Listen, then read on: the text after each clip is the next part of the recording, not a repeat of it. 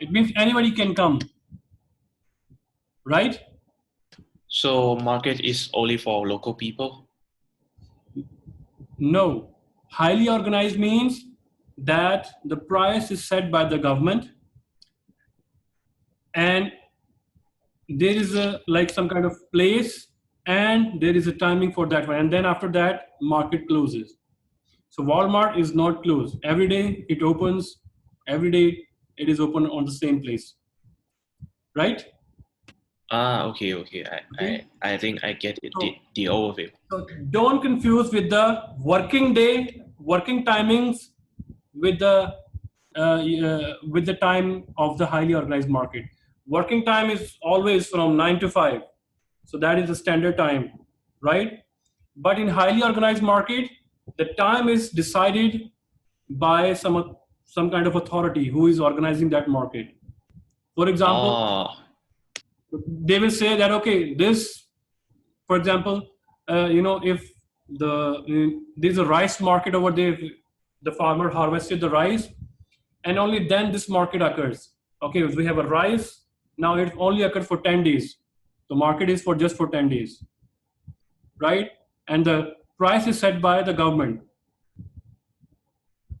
Okay, one ton or 40 kg bag of rice is how much price it should be, like that, so that farmers are not exploited. Similarly with the auction, if I want to sell this pen, okay, why? Because I'm a very famous person, so I want to sell my pen, it should be, and I go for auctioneer. So auctioneer open only for 10 minutes. For only for 10 minutes, I need to present to my customers that, okay, this much spend like that, I use this one and blah, blah, blah, blah. And whoever gives the highest bid, receive the price, receive this. Or if I said that minimum price is going to be like 800 yuan, not more than that, or sorry, not less than that. So above 800, whoever gives me the high price, I would be. So this 800 is set by someone else, not by the interaction of demand and supply. So we will talk about that. Now the question should be asked, I know it is in your mind then. If we look at the soap over there written, there is written like $2 soap. It means price is already decided, right? So price is like a fix. So it means we are bound to pay them too. So it means it is not like that. It means that $2 is coming from some mechanism with the forces of demand and supply. If the price is high, then of course you have a choice. You throw that one and you can go and you can use some other products. You cannot die by not using the soap. So you don't have any kind of like obligation or something. So we'll talk about that, how these $2 prices, $2 came from where, right? Okay, in less organized market, buyers and sellers do not meet and participate time and place, and there is no such auctioneer to call out the price, and sellers and buyers are closely connected. This means there is no time restriction, there is no place restrictions. You can open a shop in nearby house, in far from house, in any area, in any commercial area, right? There is no obligation from the government, okay, you only can sell the soap on, for example, near the city center. There is no restriction, this kind of stuff. Plus, there is no restriction from the government. You can only sell the soap for 2 hours, and rest of the thing you sell detergent and other household groceries, right? So it means there is no restriction, less restriction. Maybe the restriction of you can say to comply with the government policies. Okay, do not exploit the employees, honor the customer rights, don't yell at customers, this kind of stuff. Government policies, government laws, you need to follow that one. So that's why we call this less organized market. For example, the market of ice cream. No government rules say that, okay, you cannot open the ice cream shop, in specific place. You can open it anywhere else, anywhere in the market, wherever you find the space. Okay, so let's talk about the other stuff. competition. We talk about the competition. So competition is a market in which there are many buyers, many sellers, and they are selling the product in a way that nobody controls the price. Now here, this is very important stuff. If you don't understand right now, don't worry about that. We will be discussing heavily. I think in 2 lectures, we will be talking about the competitive market. So don't worry about that. So the idea is that there are many buyers, there are many sellers. It means buyers have the choice. If this market is selling me $2 soap, the other shop owner is ready to sell me $1.5. I have no impact. I won't consider the seller's price of $2. I will say that, okay, look, I don't want to buy from you. I could go to the next shop and buy $1.5 a soap. That's it. So do the seller have the market power to negotiate with me? No, because I have other choices. There are many people who are selling the soap, and if one seller say that, okay, I will sell to you at $2, others are selling at $1, and as a buyer, I want to pay less or I want to pay high. As a buyer, I want to pay less money. So I would say that I would totally ignore that, or I would say that, look, I don't want to buy from you. Similarly, if in the market everybody is selling a $2 soap, and I come and I say, I want to buy from you at $1. And since the market says that there are many buyers, not just one buyer, many buyers. So sellers can say this, look, sir, we politely refuse you. You can go to the next shop. It means I don't have my market power. I cannot influence the seller to sell me at $1 soap. Everybody's selling at $2 soap. So I would be obliged to buy at $2 shop. Right? Now, where this two come from, we'll talk about in our next class. Today, our agenda is just to find out what is meant by the market power of demand. So I know there are a lot of questions in your mind, but just wait for another week and all questions are going to be answered, that where this two came from, right? Okay, the price and quantity is determined by the buyers and sellers, not by a single buyer, not by a single seller. Why? Because product is approximately the same. When everybody is selling the same product, then nobody controls the price. Either one seller cannot say that, okay, because I'm selling this product, I'm selling you at high price. And people will refuse to buy from him. They can go to the next shop, right?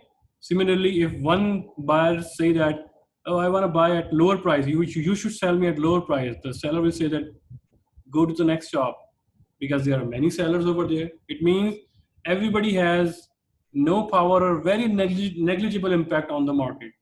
That's it. If I want to buy at $1, seller will say that, how many units you want to buy? If you want to buy 1 million units, okay, then I will sell you at $1. But I need one soap, not 1 million units of soap. It means I have very negligible power. So there are two types of competition: perfect competition and imperfect competition. So perfect competition, like I just told you, product is the same. There are numerous buyers and numerous sellers. And due to that characteristics, nobody controls the price. So in that way, both buyer and seller are called price taker. Whatever the price is written over there, you take that price, you conduct the transaction. You go to your vegetable market, right? You see a lot of vendors are selling tomato and they have a price over there. And you see that everybody have a same price. You go to one and you just ask them, okay, 1 chin, 2 chin, 1 kilogram, half kilogram, give me tomato, that's it. Because you don't have the market power, and seller also has no market power. That's it. So we both are called price takers. Like wheat market, everybody's selling the same wheat, right?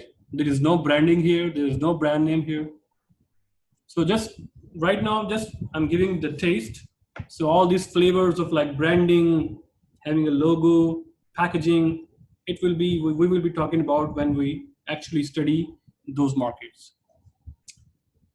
Imperfect competition, under one is monopoly, which is totally opposite of the perfect competition, in which we have one seller. If one seller, there are many buyers. So you can say that seller has a market power. And he can say that, oh, I want to sell at this price. You want to buy? Don't buy, go. I am the only seller. That's it. Can you give me the example of this one in which you have only one seller? Like in Thailand, there's a monopoly in some product and device, Can you like give me? TV, like TV, Okay, and like TV program, mobile device. I mean the internet, like AS, 4G, 3G, something like that. okay, like railway in your country, Again, please. railway, Railway also. right?